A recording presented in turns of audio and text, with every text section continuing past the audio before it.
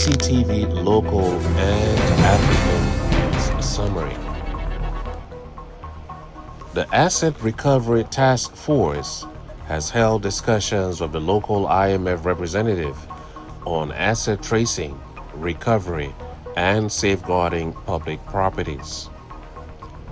Liberia's House of Representatives has summoned the Central Bank of Liberia and the National Insurance Corporation, NICOL, over concerns that NICOL has failed to collect the legally mandated 10% from insurance companies.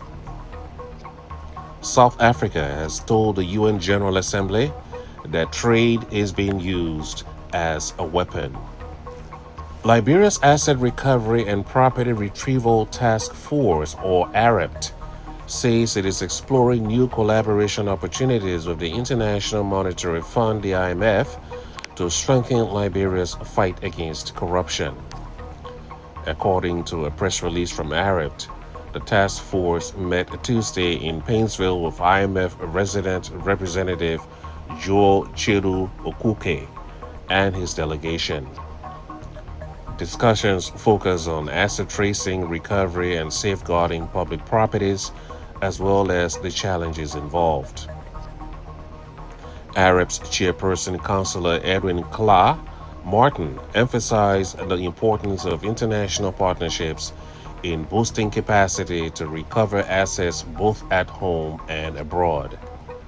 The IMF delegation welcomed AREPT's progress and pledged to review areas for future cooperation.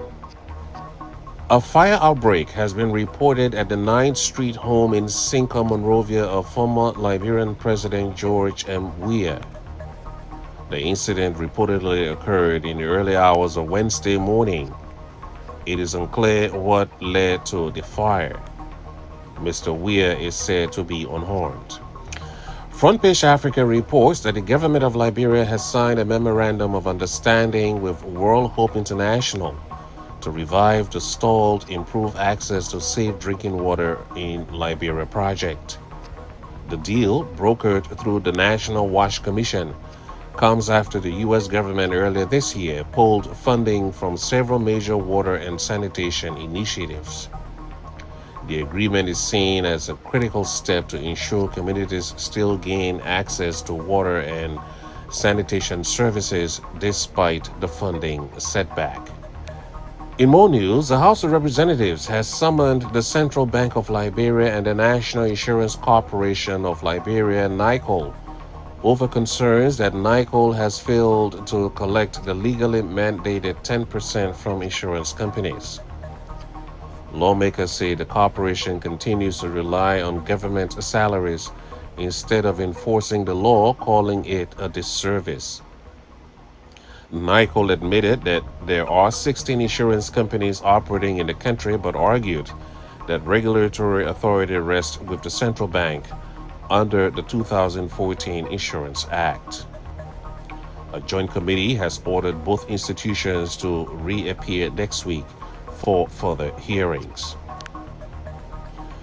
The University of Liberia has announced a major partnership with the Liberia Water and Sewer Corporation to renovate bathrooms across its Capitol Hill, Fendel, and Health Sciences campuses.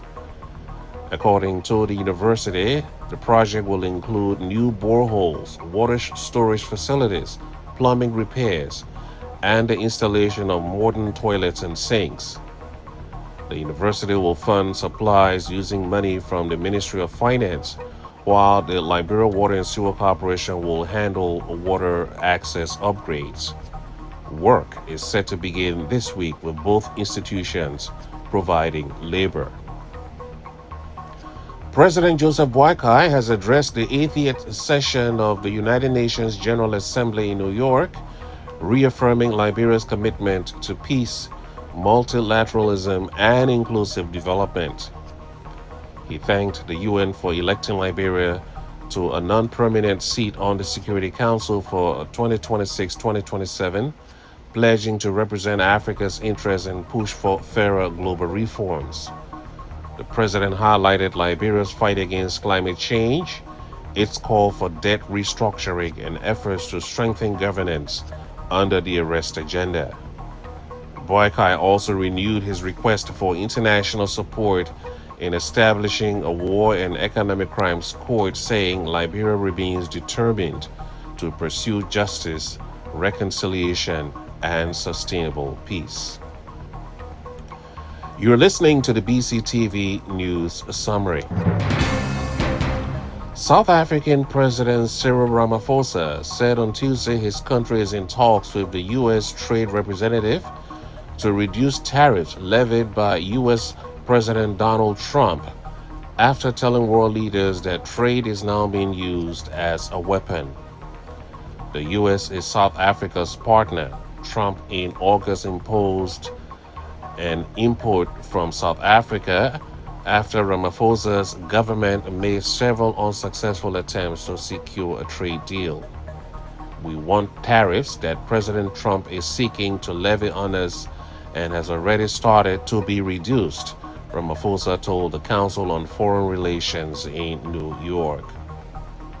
And finally, the Africa News website reports that Amnesty International is calling for the immediate release of 36 supporters of Cameroon's opposition party, the Movement for the Renaissance of Cameroon. The group has been behind bars for 5 years after taking part in peaceful protests against President Paul Biya. Amnesty condemned their detention as arbitrary, noting that they were jailed in 2019 on charges of rebellion and attempted insurrection, with sentences ranging from 1 to 7 years. The weather forecast for Thursday, September 25th in Johnsonville, Liberia. Some sun, then turning cloudy with a thunderstorm in parts of the area in the afternoon. 84 degrees, 55% chance of rain. And the currency exchange rate is 181 Liberian dollars to $1 United States dollar. The Liberian dollar dropped slightly from the day before. To summarize, the Asset Recovery Task Force has held discussions with the local IMF representative on asset tracing, recovery, and safeguarding public properties, as well as the challenges involved. Liberia's House of Representatives has summoned the Central Bank of Liberia and the National Insurance Corporation, NICOL, over concerns that NICOL has failed to collect the legally mandated 10% from insurance companies. And South Africa has told the UN General Assembly that trade is being used as a weapon. That's the BCTV local and African news summary up to the minute.